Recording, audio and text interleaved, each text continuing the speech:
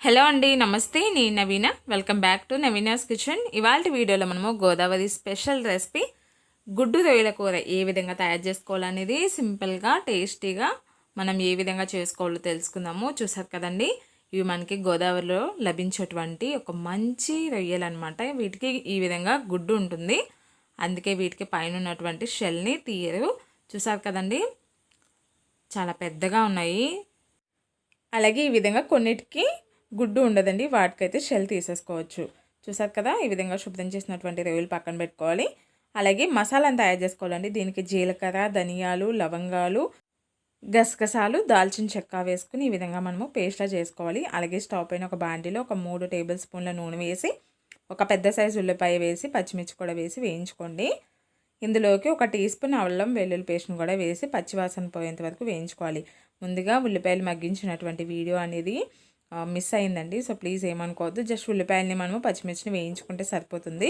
ఇలాగా అల్లం వెల్లుల్లి పేస్ట్ పచ్చివాసన పోయాక మనం ముందుగా శుభ్రం చేసి పెట్టుకున్నటువంటి ఈ రొయ్యలని ఇందులో వేసుకుందాము.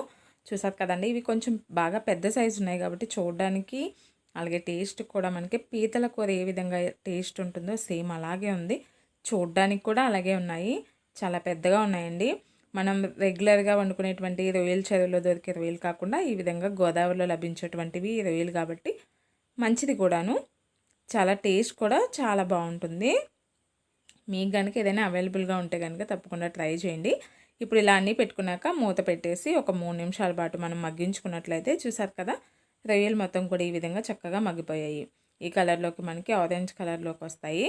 ఇప్పుడు ఇందులోకి మనము కారం వేసుకోవాలి. కారం అనేది కొంచెం ఎక్కువే పడుతుందండి. ఇక్కడ నేను ఒక 2 టేబుల్ స్పూన్లు వేసాను, మీరు మీ కారానికి సరిపడినట్టు వేసుకోండి. ఇలాగ ఒక 2 టేబుల్ స్పూన్ల కారం వేసి ఒకసారి కలిపేసుకోవాలి. మంటని లో ఫ్లేమ్లో పెట్టుకోండి. ఒకసారి ఈ విధంగా మనము కలుపుకోవాలి. అంతకంటే ముందు కొంచెం ఉప్పును కూడా వేసుకుందాము. ఇక్కడ నేను కల్లుప్పు వేస్తున్నానండి, మీరు సాల్ట్ అయినా వేసుకోవచ్చు. అలాగే మీ టేస్ట్కి సరిపడినట్టు అడ్జస్ట్ చేసుకోండి. ఇలాగా బాగా కలిపేసుకోవాలి. ఇలా మొత్తం కలిపేసి మళ్ళీ మూత పెట్టుకొని ఒక 2 నుంచి 3 నిమిషాల పాటు మనం మగ్గించుకోవాలండి. మనం కారం వేసిన తర్వాత కూడా మగ్గించుకున్నట్లయితే చూసారు కదా, ఈ విధంగా చక్కగా కారం అంతా కూడా ఆ రొయ్యలకి బాగా పడుతుంది.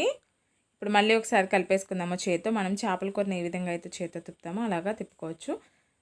సరిపడినన్ని వాటర్ వేసుకోండి. గ్రేవీ కన్సిస్టెన్సీని బట్టి వేసుకోండి, మరీ ఎక్కువ ఏమీ అవసరం లేదు. ఒక 1/2 గ్లాస్ వరకు అయితే సరిపోతుంది.